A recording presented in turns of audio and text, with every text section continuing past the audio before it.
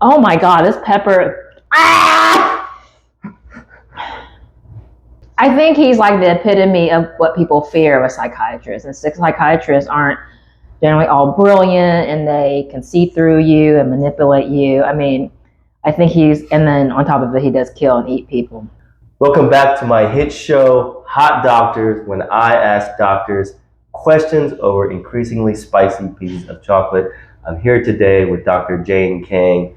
She's a board-certified psychiatrist, medical director of the outpatient practice at Baptist Health in Little Rock, Arkansas. Welcome to my show, Jane Kang. Thank you, William. Also, Dr. Kang. We're going to start by eating the first chocolate. This one is a chocolate made by a company called Hot Monkey Nuts, and they call this hot. Okay.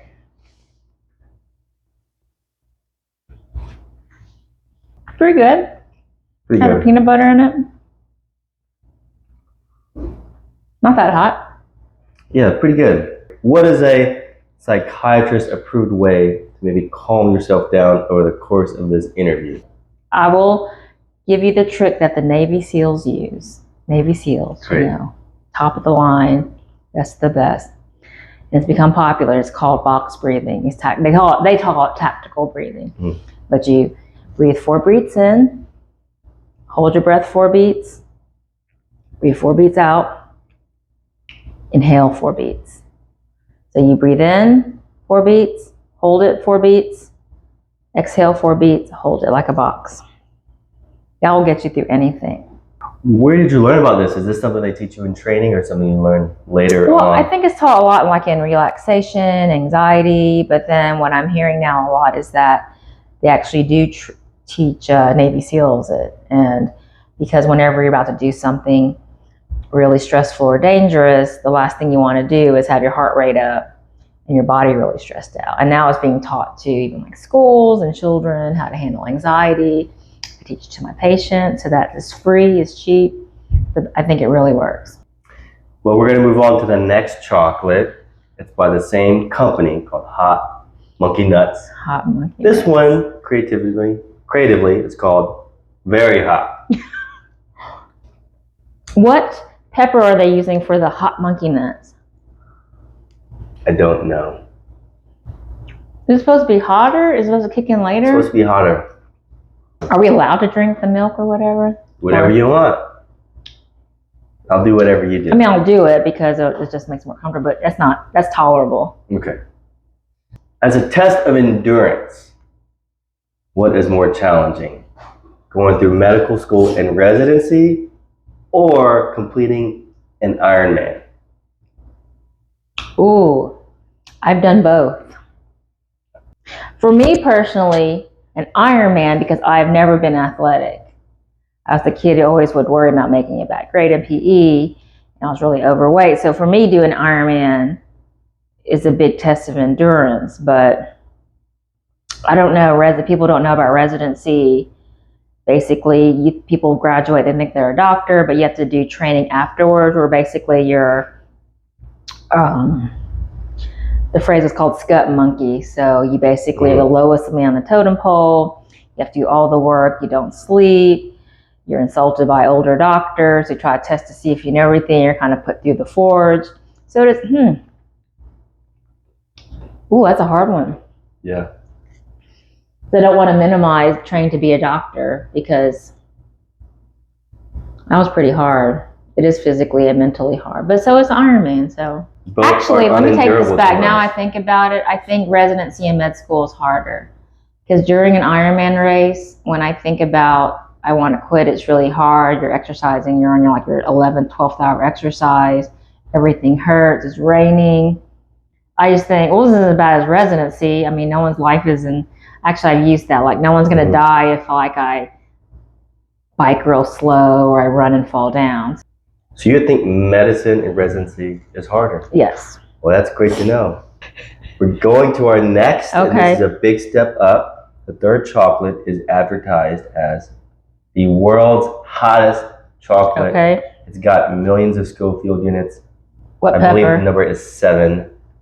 I used to know this, but I don't. I think it is a ghost pepper. Is that a pepper? Yeah. I think it's That's pretty ghost hot. pepper. Okay. So you ready? Yeah, I'm ready. It's tiny.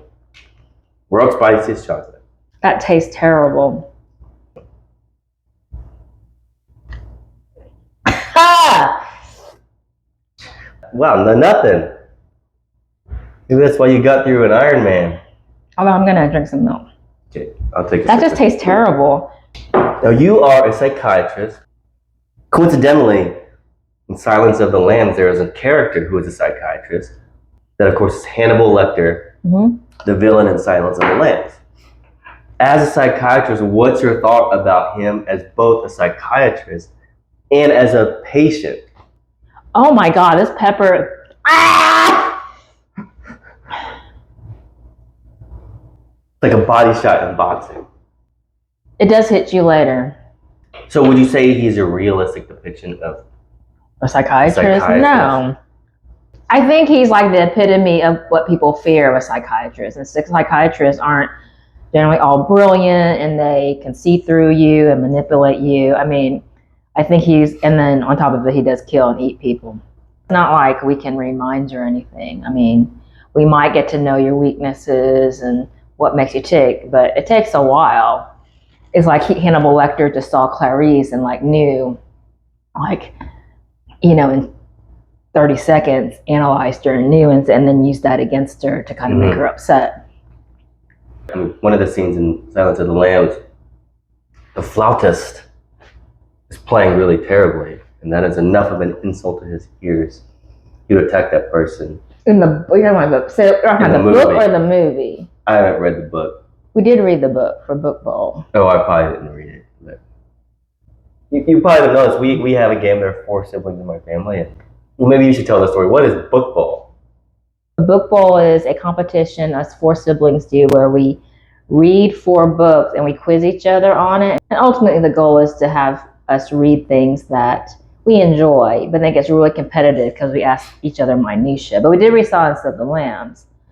And the book is different than the movie. Well, when you go to the symphony, are you also that critical? I'm pretty critical. Well, we're down to the last chocolate. I have never had this. It's called the Carolina Reaper. You're doing pretty well. You didn't even drink milk. I have a terrible sense of smell and a terrible sense of taste. So I think that helps me in this game. Okay. So Carolina Reaper is stronger than Ghost? This is the strongest. 17 million Scofield. Well, chocolate tastes better than the other one. Before you were a doctor, you were an English major, which means you're a good writer. If you were going to write a book to be published, what would it be about? That's a hot one. Whew. I'd probably, and actually it's a real goal of mine, is to write a book about pet grief, about my dog Toby, who was my first pug, who died. And when my dog died, I really cried. I really had grief when I heard people's pets dying, and they were sad. And I just thought, well, whatever. It's just an animal. But when Toby died, I really cried. I had to take off work for 2 days. So that's a great topic. I mean, I think it's definitely underestimated the role that but I answered the questions. Thanks for joining me on this edition of Hot Doctors. Any last words? Look into the camera. Yeah, well, these are hot chocolates. Whoa. Any advice you want to give someone looking to be going into medicine? Well, don't do medicine. Only do medicine if you really want to do it. And it's a calling, because you don't do it for the prestige. You don't do it for the money. You don't do it because your family thinks you should, because it's too difficult and too much hard work unless you really, really want to do it. Great advice. Oh. Be good to yourself. Not like this. Be good to yourself. See you next time. Thank you, William.